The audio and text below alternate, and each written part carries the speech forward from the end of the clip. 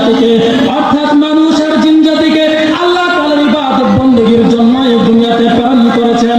আল্লাহর পয়গম্বর মুহাম্মদুর রাসূলুল্লাহ সাল্লাল্লাহু আলাইহি ওয়াসাল্লাম বলেন, আদ-দুনিয়া মাযরাতুল আখিরাহ। আয় দুনিয়ার মানুষরা, আমার উম্মতরা, তোমরা যে যতটুকু বপন করবা সে ততটুকু পাইবা। তোমরা যতটুকু উপার্জন করবা ততটুকুই পাইবা। যেমন তোমরা ইবাদত করলা, অতটুকু যদি ইবাদতের মর্যাদা সওয়াব যদি তোমাদেরকে না দেওয়া হয়, ওয়াত্তাকু ইয়াওমান তুরজাউনা ফীহি ইলাল্লাহ। তোমরা ওই দিনকে ভয় করো যেই দিন তোমাদেরকে কোনো কেউ কিছু দেওয়া সহযোগিতা করবে না। মা সন্তানকে ভুলে যাবে আর সন্তান মাকে ভুলে যাবে। ওই দিনকে তোমরা ভয় করো। ওহুম লা ইউজলামুন, তোমাদের প্রতি কোনো জুলুম করা হবে না।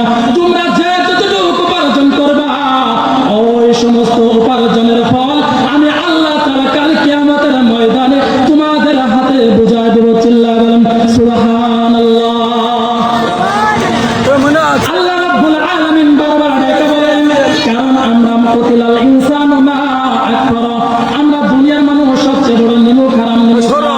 আপনি আমি যদি একটা উপকার করি, আপনি যদি আমাকে একটা উপকার করেন, ওই মুহূর্তে উপকারের পরে আপনার একটু সহযোগিতা যদি না করি, তাহলে আপনি আমাকে বলেন নুন খাইয়া গুণ গাইলে না।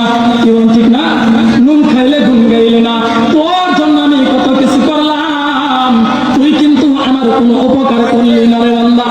হায় হায়, আল্লাহ তাআলা জানেন আয় দুনিয়ার মানুষ, আমি আল্লাহ তাআলা ভালো করে জানি দুনিয়াতে যাওয়ার পর তোমরা আমাকে ভুলে যাইবা। আমি আল্লাহ তাআলা বারবার এই কারণে তোমাদেরকে জানায় দেয়, ইয়া আইয়ুহান নাস উবুদু রাব্বাকুমুল্লাযী খালাকাকুম। আয় দুনিয়ার মানুষগুলো, তোমরা মনে রাখবা তোমাদের একজন সৃষ্টিকর্তা আছে যিনি তোমাদেরকে বানাইছেন। চিল্লায় বলেন না তিনি কে? আরো জোরে বলেন না তিনি কে? আল্লাহর নাম নিতে কি কৃপণতা আসেনি? কি বলেন, কৃপণতা আসেনি? আল্লাহ তাআলা ডেকে বলেন, ওগো পয়গম্বর, আপনার উম্মতদেরকে আপনি জানায় দেন দুনিয়ার মানুষেরা ধানের শীষ বইলা চিল্লায় যদি নলি ফোটায় যদি মারা যায়, ওই ব্যক্তির জন্য জান্নাত নাই।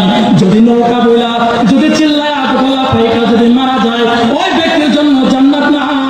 যদি হাত পাখার কথা বইলা চিল্লায় যায়, তারপর ওই ব্যক্তির জন্য আল্লাহ তাআলা জান্নাত রেখে দেয় নাই।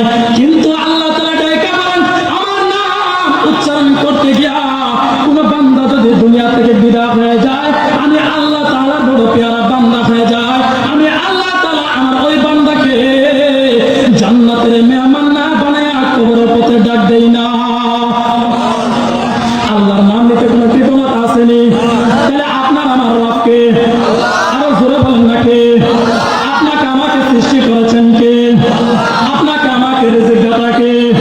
আপনাকে আমাকে হায়াতের মালিক মওতে হায়াতের মালিক একজন আল্লাহ, মওতের মালিক আরো জোরে বলেন না, মওতের মালিক আল্লাহ।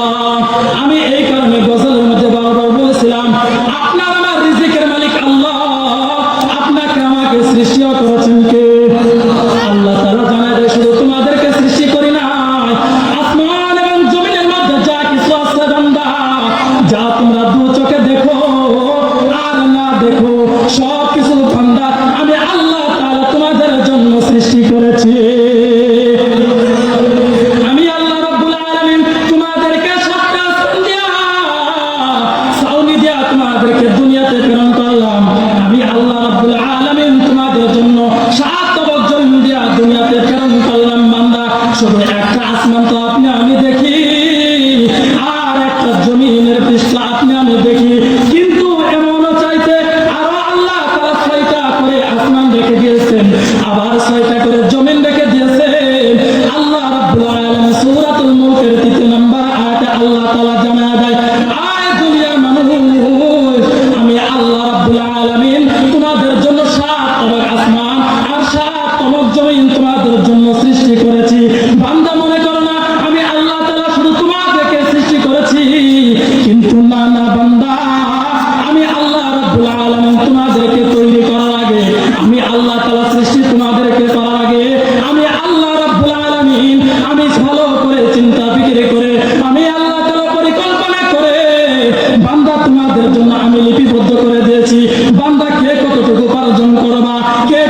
খাইবা, কোন জায়গায় মওত হবে, কোন জায়গায় তুমি রিজিক পান করবা, কোন জায়গায় তোমার জন্ম মৃত্যু হবে, জন্ম হবে, আমি আল্লাহ তাআলা আগে তোমাদের জন্য সৃষ্টি করার আগে 40 বছর আগে কিতাবের মধ্যে আসছে, কোন কিতাবের মধ্যে আসছে 40 বছর অথবা 40,000